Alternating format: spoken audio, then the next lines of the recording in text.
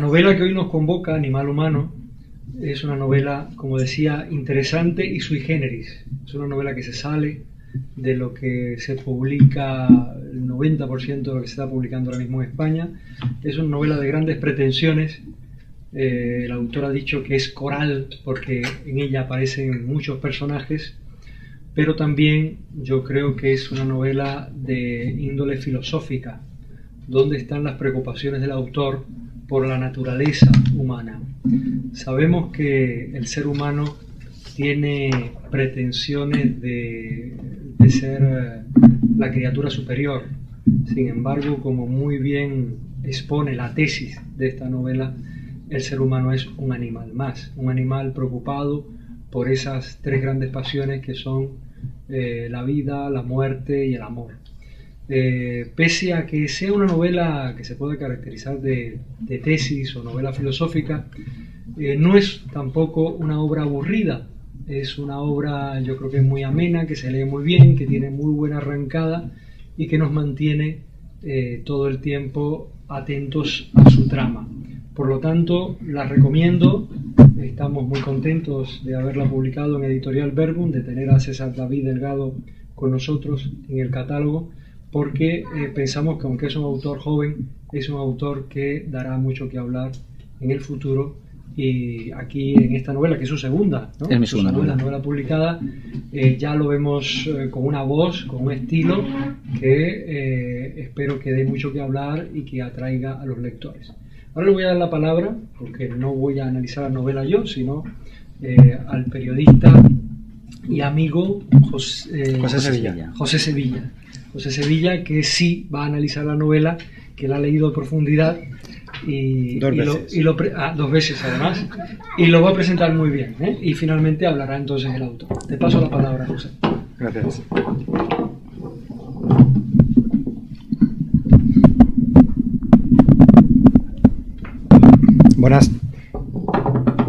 Buenas tardes a todos y saludos cordiales. Me llena de orgullo y satisfacción presentar el libro Animal Humano de César David Delgado, su segunda novela tras la exitosa Te pareces a Hitler, que por motivos de lo políticamente correcto tuvo que ser rebautizada como Ni a Dios ni al diablo. Bueno, entramos en faena. Cuesta presentar el libro de un amigo, porque de un amigo no se puede hablar mal, ¿o sí? Y de su libro aún menos. Animal Humano es una novela que se disfruta, y no porque sea la novela de mi amigo, que también lo es, sino porque tiene alma. Al margen de las peripecias y de los personajes, es un libro escrito con sentimiento, es un libro escrito con pasión. Y eso, a todo buen lector, y yo lo soy un lector voraz, lo aprecia, lo ama y lo agradece un lector como yo. Es un libro con alma, Animal Humano, de César David Delgado, mi amigo, que está aquí al lado. Te llega aquí, el corazón, a la patata, te hace reír, hay situaciones muy cómicas, te hace sufrir, hay situaciones muy penosas y hay momentos que hasta casi te puede hacer llorar, porque hay situaciones duras. Bueno, sin llegar a la cuota de malditismo, de genialidad de J.D. Salinger, el genial autor de Guardián del Centeno. El Guardián del Centeno. Me ha recordado alguno de los personajes al atormentado y disparatado Holden Caulfield, que es el protagonista de Guardián del Centeno. Para mí uno de los mejores libros, además lo he regalado mucho junto a Cosecha Roja de Dashiell Hammett, pero eso es otro rollo. Bueno, Animal Humano me traslada a las aventuras de Holden Caulfield porque Animal Humano tiene rabia, tiene satisfacción, tiene dolor, tiene pérdida del norte vital y mucha mala leche, creo yo. Mucha mala leche con la ignorancia y con la poca sangre. Hay personajes que no merecerían vivir, de tan absurdos y tóxicos que son para los buenos personajes que aparecen en la novela. Y ahora las influencias de tan insigne escritor y amigo, César David Delgado. Podría decir que las influencias de César se pueden observar en el libro, algunas y otras no. El primero de ellos es Charles Bukowski, que además tiene todos los libros. Estaría orgullosísimo Charles Bukowski si levantara la cabeza de ver a uno de sus principales seguidores. Charles Bukowski, el padre del realismo sucio de la literatura independiente. Luego otro de las influencias de César es John Fante, autor de La Hermandad de la Uva, su obra más conocida, o de su primer libro, que lo estoy leyendo ahora, que es Camino de los Ángeles, que es también perfecto. Pues está protagonizado por un joven gamberro, vividor y onanista. que lo de onanista no sé qué es, pero me gusta emplear estas palabras cultas. Luego otro de las influencias de César es Stendhal, también aparece en el libro. Stendhal, el autor de Rojo y Negro, Dostoyevsky, Knut Hamsun, también es otra de las influencias de César, Hermann Hesse y Henry Miller.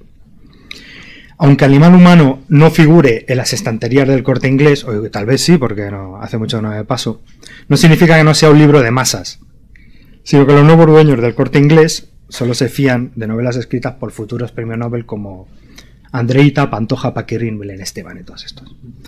De verdad que el libro, no solo porque César David Delgado sea mi amigo, me ha encantado, me ha gustado mucho. Lo he leído 2 veces, es un libro intenso, es fuerte, te hace sentir, se lee fácilmente y voy a seguir con la chuleta. Además, las historias que aparecen en Animal Humano, hay muchos perdedores, pero también hay algún ganador. Pero sobre todo son perdedores o gente perdida entre el marasmo de nuestra exigente modernidad. También vienen influenciadas por una serie de mujeres autoras de algunos de los mejores momentos del hombre. Así está la influencia clara en la escritura de César de Lisa Ann en el lenguaje, Julia Bond en la trama, Cristina Ross en la psicología, Carney Lynn en el desarrollo de la historia, Kelly Devine por el colorido de las situaciones, etc. Y como dice el autor en una de sus páginas, recordando a su estimado y admirado Andrés Montes, la vida puede ser maravillosa. Espero que los que no hayan leído el libro lo disfruten y les dejo con el escritor, que seguro que tiene que contarles cosas más interesantes que yo. Gracias.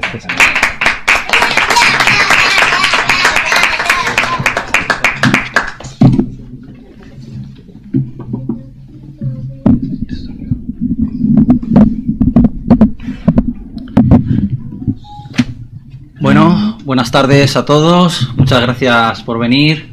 Me hace mucha ilusión que estén aquí mi familia, mis amigos. Es un momento para mí pues muy importante, muy grato. Es mi segunda novela.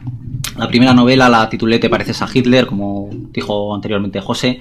Le cambié el título a Ni a Dios ni al diablo. Seguramente sea un título más preciso y políticamente más correcto. Y era una novela en la que las experiencias que se narraban eran prácticamente las mías. El personaje estaba caricaturizado, pero era un libro muy autobiográfico. Ahora he querido salirme de esa estela y he escrito un libro, digamos, un poco más, podemos decir, creativo o imaginativo, ¿no? Pero no sabría decir qué libro de los dos es mejor, son simplemente distintos. Animal Humano son un conjunto de historias que terminan interrelacionándose entre sí y que tienen la misión o el objeto, como ha dicho el director de la editorial, de dar una explicación sobre la naturaleza humana, ¿no? Entre estas historias pues podemos destacar la primera, ¿no?, de un chico que lo está pasando realmente mal, lo ha ido mal en la vida y que se quiere vengar de su jefe, ¿no? El perfumero del bigote, que ya casi todos conocéis, ¿no? Es una historia que en principio nace de forma muy cómica, pero finalmente el personaje, ¿no?, va a tener un final trágico. Tampoco quiero desvelar muchas cosas, ¿no?, pero quiero que se vea esa naturaleza tragicómica que tiene esta novela coral. En segundo lugar, pues vamos a tener un enfrentamiento dialéctico entre unos hermanos, ¿no? Cada uno tiene una visión muy distinta del prójimo. Uno dice que tenemos que aproximarnos más a los demás, ¿no?, que tenemos que confiar más, y el otro piensa todo lo contrario, ¿no? Ya digo que estas historias se van a ir interrelacionando, los personajes van a seguir apareciendo, va a aparecer también una chica que se llama Patricia. Patricia es una chica que vive su sexualidad de forma muy auténtica, que digamos no sigue los caminos tradicionales ni los cánones, ¿no?, que normalmente se suelen llevar. Es un personaje, podemos decir, muy natural, muy auténtico. Tenemos otros personajes, por ejemplo, más cómicos, dos amigos que están en el paro y que no tienen ninguna gana de trabajar y que lo ven como el mayor de los horrores. Es algo que también me ha pasado a mí, ¿no?, pero que bueno, que he ido superando también con los años, el miedo al trabajo, y de alguna forma he querido transmitir ese miedo en estos personajes. Y finalmente tenemos un profesor, ¿no?, yo creo que es el personaje fundamental, principal de la novela. Se llama Vicente, y en él descargo toda mi filosofía, y es el leitmotiv, el motor de esta novela.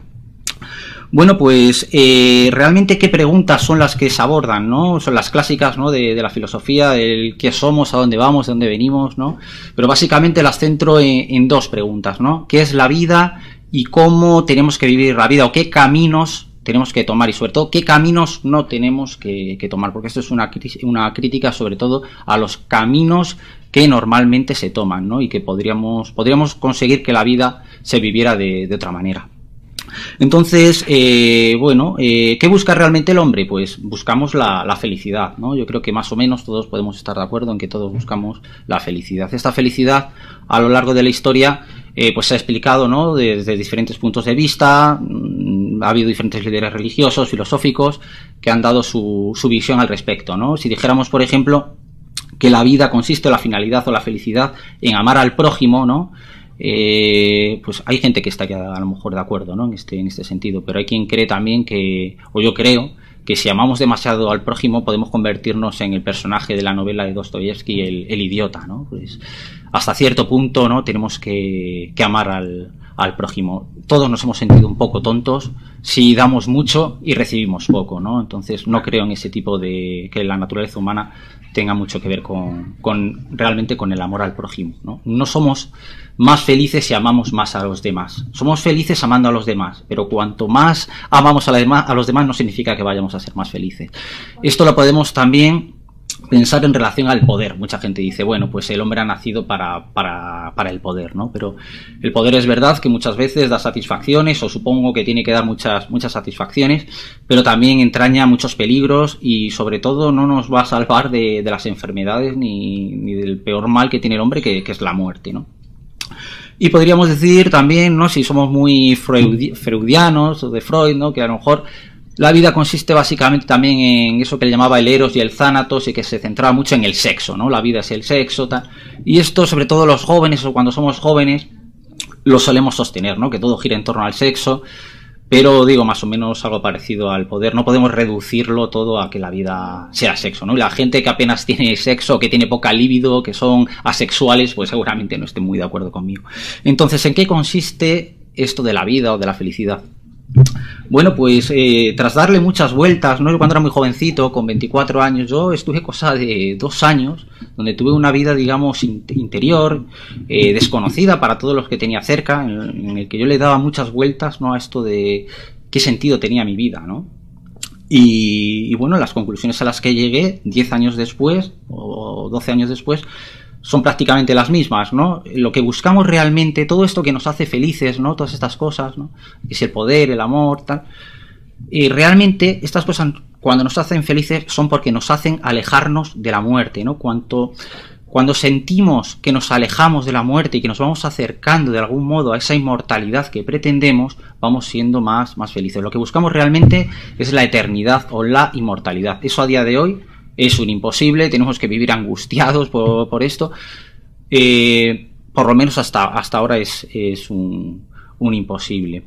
De tal modo, eso sí, aunque sea un imposible, es verdad que cuanto más alejados nos sentimos de la muerte, más felices nos sentimos. Y cuanto más nos acercamos, más infelices. Y esto es algo que se produce en nuestro inconsciente, que nosotros no nos damos cuenta de ello. Desde luego no decimos, voy a hacer esto para eternizarme, para inmortalizarme, ¿no? Para sentirme más vivo, para ganarle más tiempo al tiempo.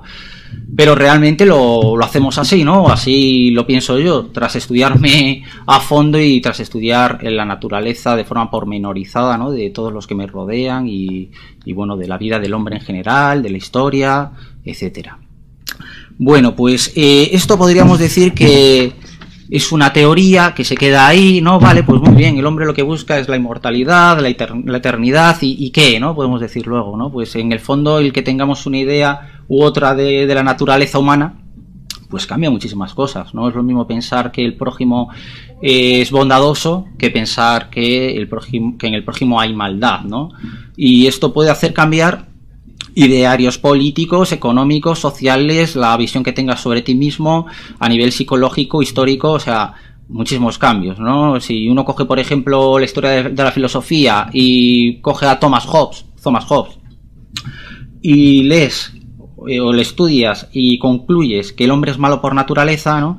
termina sacando unas conclusiones muy distintas a cuando lees a Rousseau, que dice que el hombre es bueno por naturaleza, ¿no? Y de hecho, hasta políticamente, para Rousseau, ¿no?, el hombre tenía que vivir en algo parecido, ¿no?, al comunismo. El hombre, al ser bueno por naturaleza, tenía que vivir para los demás, ¿no? Para Hobbes el pensamiento era contrario. En vez de pensar que el hombre era bueno, pensaba que era malo, y su idea política era distinta. Entonces, pensar una cosa u otra cambia radicalmente, ¿no?, muchas cosas. Y el pensar que el hombre lo que busca realmente es un personaje. El hombre, al fin y al cabo, no busca ni el bien ni el mal, y lo que busca es eso, la eternidad, la inmortalidad, y al fin y al cabo se convierte en un ser amoral. No digo inmoral, digo un ser amoral, que va más allá de esto que lo decía Nietzsche, del bien y del mal. Bueno, pues yo lo que me he centrado en el libro sobre todo es en la posición psicológica individual, más allá de la política, la económica, histórica, ¿no?, que eso ya lo dejaré para en el futuro, ensayos, etcétera. Pues me he basado sobre todo en la naturaleza psicológica individual, ¿no? ¿Cómo puede cambiarnos a nosotros individualmente pensar en esto, ¿no? Pues yo creo que sobre todo lo que hace es que que mitiguemos el desasosiego, ¿no? Todos decimos, pero yo ¿por qué hago esto? Todos a lo largo de nuestra vida decimos, pero ¿qué gano yo con esto? ¿Por qué hago esto? ¿Qué dirección? ¿Qué camino, no tiene lo que estoy haciendo? Pues en ese sentido, por lo menos a nivel general, ¿no?, podemos dar una respuesta, y cierto desasosiego, cierta, podría decir incluso hasta angustia, se puede mitigar. Lo que no podemos, ya digo, que lo he dicho antes, es mitigar la angustia que nos produce la muerte y acercarnos a la muerte.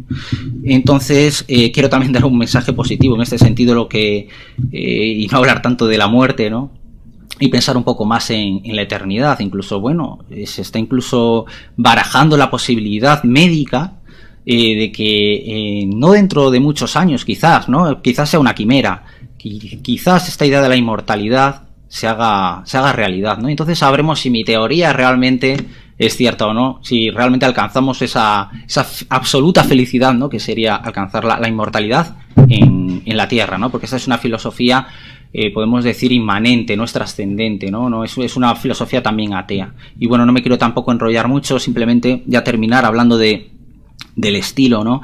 El estilo del que ya estaba hablando también el compañero y también José.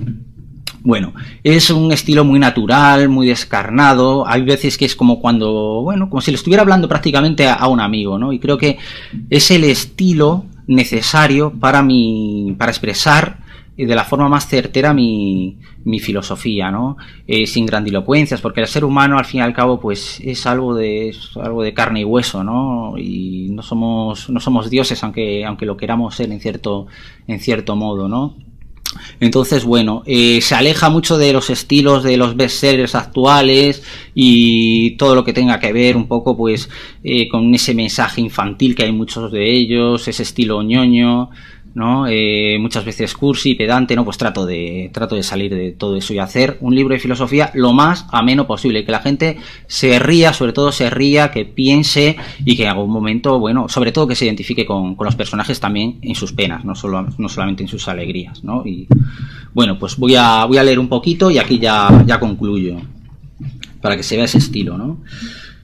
Entonces, comienzo diciendo: la cabeza le daba vueltas a Esteban. Eran muchas cosas, pero sobre todas ellas estaba su maldito jefe. Si desear la muerte de alguien era de mala gente, él lo era sin ninguna duda. A veces pensaba en hacerlo él mismo. Luego estaba lo de su familia, sus compañeros de piso y su exnovia. De ninguna de esas personas tenía un concepto elevado. No era una buena época para aquel joven, nunca lo había sido. Esperó a que su casa se quedara sola para beberse una cerveza a gusto en el comedor. Miró al suelo y vio gran cantidad de polvo y restos de comida. Estaba harto de limpiarles la mierda a los tíos con los que había decidido independizarse, y hacía ya unas semanas que no cogía una escoba o producto de limpieza alguno. Putos cerdos asquerosos, se dijo. Se bebió la cerveza, luego otra. ¿Habrá alguna manera de acabar con el bigotón ese sin que se entere ni Dios? De nuevo su jefe en la cabeza. El jefe y su bigote siempre iban unidos en su pensamiento. Era un bigote espeso y ancho, a su parecer indiscutiblemente ridículo. Se centró en cómo lo movía a veces, como si fuera un conejo, y raro en él, sus labios esbozaron una leve sonrisa tras un nuevo botellín.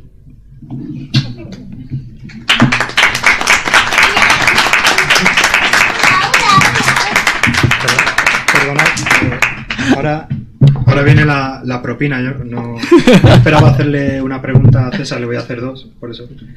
Y una es, estás hablando de temas muy profundos, la inmortalidad, el miedo a la muerte, la felicidad, pero hay mucho cachondeo, sobre todo, y hay mucho humor en el libro. Sobre todo, yo es que me he partido con Andrés y Huete, que aparecen en tu anterior libro, Ni a Dios ni al diablo.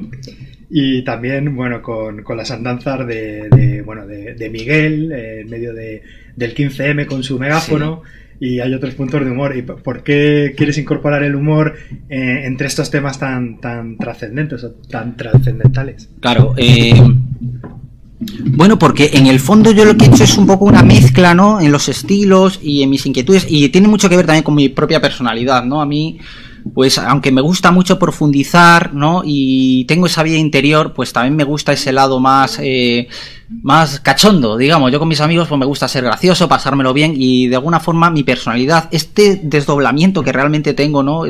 Termina viéndose reflejado al final en el libro, esta especie de doble personalidad, ¿no? Pues está también reflejada en el libro, ¿no? Y bueno, pues el humor es necesario en nuestra vida, y yo lo que tengo también una visión tragicómica, ¿no? De la vida, y quiero dejar claro eso, ¿no? Y por eso he incorporado esos puntos, digamos, graciosos, ¿no? en el libro. La portada un puntazo, de todas maneras. La portada es muy todo un acierto, a mí me encanta. Y yo creo que además el humor ayuda a que un tema tan complicado como es el tema filosófico y la preocupación existencial que tienes tú se potabilice, ¿no? Llegue a más lectores, ¿no? Desde el humor, y ha sido una elección muy inteligente, combinarlo desde el humor. Muchas gracias. ¿Alguna otra pregunta? Lo último que tú tenías otra para hacer. ¿Vas a estar en la Feria del Libro como estuviste hace? Sí. El día 1 de junio a las 11 de la mañana, me parece que era de 11 a 2 ya o tiene, de 11 a 1, algo así. Ya tiene horario y todo. O sea, el 1 de junio. El 1 de junio. Cae en lunes. A las 11 de la mañana. Parece que es a las 11, sí, de 11 a 1, me parece. A las 11 de la Feria del Libro en la caseta de Verbum, firmando Animal Humano. Eso es. Para toda la gente que quiera acercarse y quiera comprarlo, hablar contigo. Eso es, sí. Y compartir una lager del día. Esa gran por ejemplo.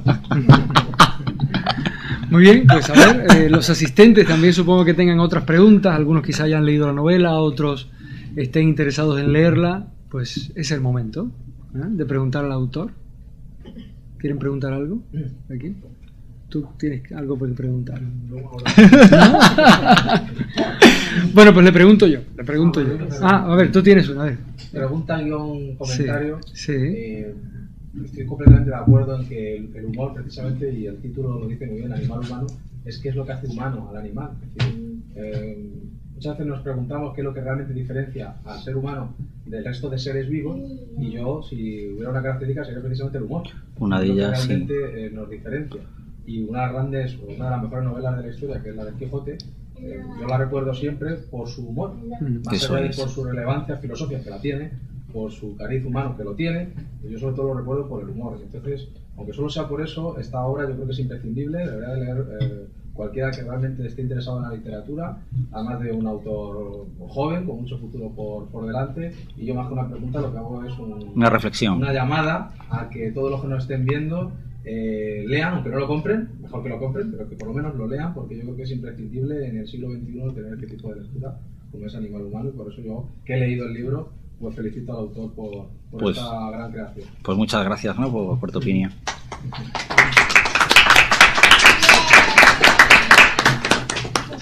Yo creo que sí, yo creo que hay que apoyar este tipo de literatura.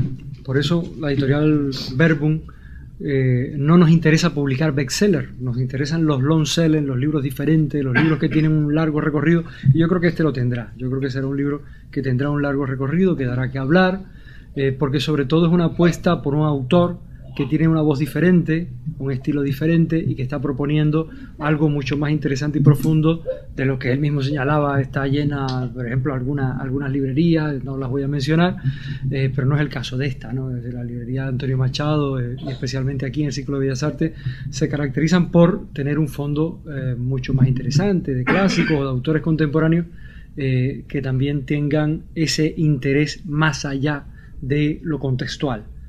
Por lo tanto, yo creo que es un libro que lo podrá disfrutar, y podrá disfrutar su registro de humor tanto un lector de España como de México, como de Estados Unidos, como de Argentina, como de cualquier país de nuestra lengua, donde perfectamente estos temas y estas situaciones son extrapolables, ¿no? Y llegan allí. Claro, y yo te voy a aprovechar también para hacer una pregunta, ¿no? Para hacer una pregunta, es decir, ¿cuál es la insatisfacción que te queda? Es decir, ¿qué es lo que no pudiste meter, qué es lo que no pudiste expresar en esta novela y que supongo que va a salir en un próximo proyecto literario que estés trabajando? Eso es. Bueno, pues yo tengo escrito un ensayo que se titula Instinto de Eternidad, donde desarrollo aún más a fondo, ¿no?, lo que no he podido contar en este libro. Yo normalmente cuando termino un libro creo que lo he contado ya todo en el libro, pero luego ya cuando pasan los meses me doy cuenta que no, que se me han quedado muchas cosas en el tintero. Entonces creo que un ensayo es la mejor forma, ¿no?, para explicar todo lo que llevo dentro, que seguramente pues se me quedarán cosas y tendré que escribir posteriormente más libros. Pero sobre todo apuntes que tienen que ver con lo político, quizás, con más aspectos, porque ya digo que sobre todo me he centrado en el aspecto individual, psicológico, ¿no?, de los personajes. A nivel individual, cómo podemos vivir la vida. Eso es una cosa que se me ha olvidado comentar, y yo hablo sobre todo de dos formas fundamentales, dos enfoques, ¿no?, dentro de muchos otros enfoques que se pueden tener también, pero sobre todo dos enfoques, y que van en contra de esa línea de vida, ¿no?, que llevamos, ¿no? Llevamos una vida de estrés, de mucho trabajo, donde no hay tiempo para el descanso, ¿no? Y yo propongo dos líneas, ¿no?, como digo. Una sería, ¿no?, un poco la de la renuncia, ¿no?, para vivir más tranquilamente, vamos a ver, disfrutar de los pequeños placeres, ¿no? Es un poco una vía que se ha llevado siempre en Oriente, en las escuelas también de la antigua Grecia, etcétera. Bueno, y el otro camino, ¿no?, por el que habría que optar también sería el camino de la grandeza, ¿no?, de brillar por algo en la vida, ¿no?, hacer algo importante, ¿no? No podemos quedarnos trabajando muchas veces en cosas insípidas, llegar a casa, enchufar la televisión y ver un programa basura. Tenemos que hacer algo por lo que nos tengamos que sentir orgullosos de nosotros mismos. Sobre todo veo esos dos caminos. Y esto ya digo que está sobre todo enfocado más a nivel individual, psicológico, tal, pero me gustaría desarrollar estos temas también a nivel político, a nivel económico, ¿no?, a nivel también de filosofía de la historia, y eso, bueno, en el ensayo Instinto de Eternidad, pues más o menos ya lo he dejado más o menos claro esto. Bueno, pues yo creo que aquí tienen una novela para la reflexión y también para el disfrute, y esa rara mezcla, esa rara simbiosis que hay en el libro es lo que lo hace peculiar, y espero que atraiga a muchos lectores a otro camino, a un camino de una lectura inteligente, que es la lectura que yo creo que merece la pena que ocupemos nuestro tiempo en ella, ¿no? Y te agradecemos muchísimo, César, por publicarla en Verbum con nosotros, y esperamos acompañarla en ese largo recorrido, en ese largo camino que recién hoy se inaugura con esta presentación. Gracias a todos, gracias a ti, y ahora es el momento de disfrutar del libro, de leerlo, y que el autor también se lo dedique a todos. Un aplauso para César por este libro.